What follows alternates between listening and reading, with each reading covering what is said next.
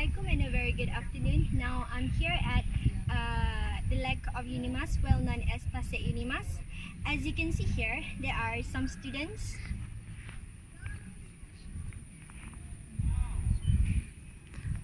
Okay, so let's begin by approaching some of them to know more about the biodiversity of TASIK UNIMAS.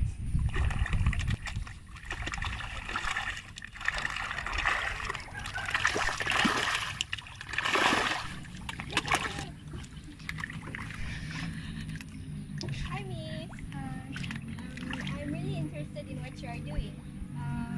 Do you mind giving me a little explanation on camera? Hi, actually I'm very excited with bread to fish.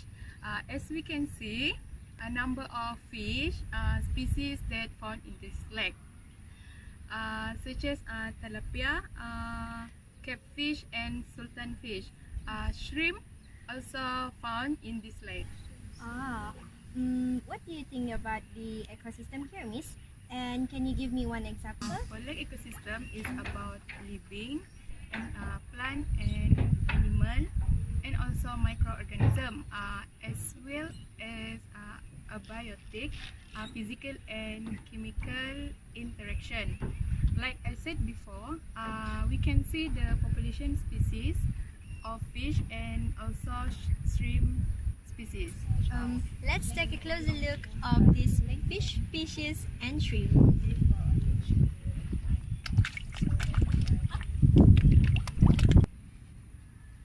Okay, so Miss, do you have any information about the value of biodiversity and conservation? UNIMAS Lake have their own the value of biodiversity and conservation. These man-made lakes are constructed to support human daily use. For example, recreation activity for both student and staff.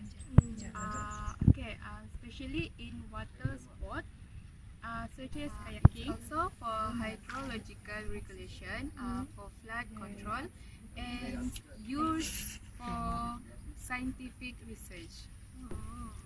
Is that your sister? Can I ask her one last question? Yes, sure. Okay, so can you share us anything that you know about the importance of biodiversity and conservation? As the example of the biodiversity in UNIMAS is UNIMAS Lake.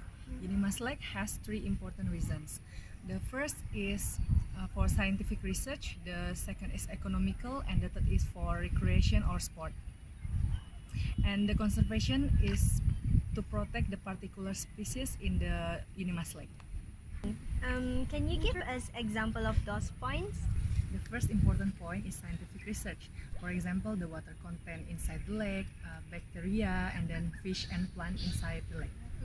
And the second point is economic.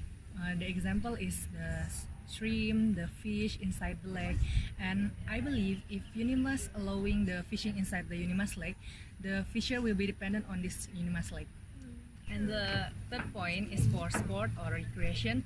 If you can see at another part of the lake, you can see that people do the kayaking sport in this lake. The last, the conservation in UNIMAS lake is done by UNIMAS strictly by the restriction of the water activities such as swimming, diving.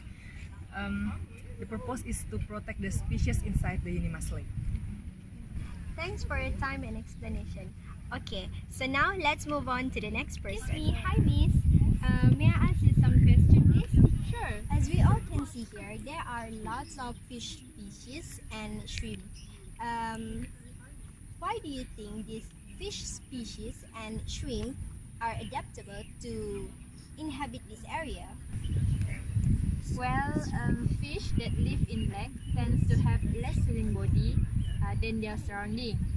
There is pressure for water to move from less saline side to more saline side. Freshwater fish tend to gain significant amounts of water through their gills and over their skin body. Well, for shrimp, they have highly efficient osmoregulation system that allows them to adapt to certain environment that they weren't living in before by changing their water level in their body. That's interesting to hear from you, Miss. Other than recreational activities, Can you tell me anything that you know about the value of biodiversity and conservation? In my opinion, lakes works to replenish the groundwater, positively influence the water quality of water courses, and they preserve the habitat of the area. It is also the source of water and the livelihood of most of the population. Okay, thank you. That is a good explanation from you, Miss. Okay. Look, there's another person there. Let's go find out more from her. Hi, Miss. Hi, What are you doing here? I'm just getting some fresh air here. Do you mind if I ask you some questions? Yes, of course. So, apart from fish species and shrimp, what else that you can see here, such as like plants or animals? We can see that there's a lot of fish here, but I believe that there are some plants that live inside this lake, such as plankton maybe, but we cannot see it clearly. Okay, so from here we already know that there are fish species, shrimp, and also plant species. But Miss, do you have any idea on how these plant species that you have told me just now can survive in this area? Inside the lake, there are carbon dioxide and oxygen. We get the carbon dioxide from the human respiration, and the carbon dioxide will be converted to the organic matter, which will be used for the photosynthesis activity. We then take the energy from the sunlight to produce food, which then will be eaten by the aquatic organisms inside the lake, such as plankton. Exactly. If it is not because of the oxygen from us, humid and moist environment, these species wouldn't survive in this area. But what do you think is the importance of biodiversity and conservation? Miss? It is very essential for natural pest control, maintenance of population of various species, pollination by insects and birds, reduction, cycling, conservation and purification of water, formation of soil, and etc. All these services together are valued up to $16.54 trillion per year. Wow. Thank you, Miss. You're welcome. So from here, we know a lot about this area, which is aquatic habitat. From its examples, values, and importance has been discussed in this video. That's all from us. Thank you.